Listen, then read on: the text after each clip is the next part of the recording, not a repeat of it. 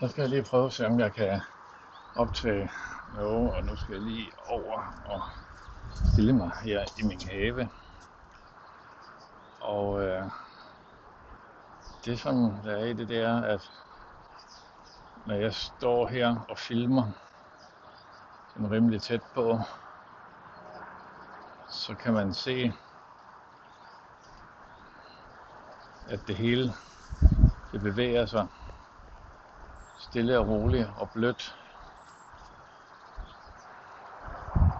Det er selvfølgelig svært at se den der lille, nu er der lidt zebra, men dem kan jeg ikke stille på, for jeg har ikke flere hænder at arbejde med.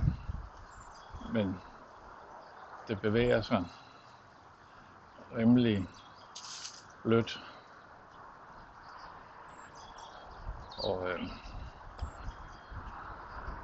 det gør det så bare ikke på det jeg optager derinde, som jeg kan se.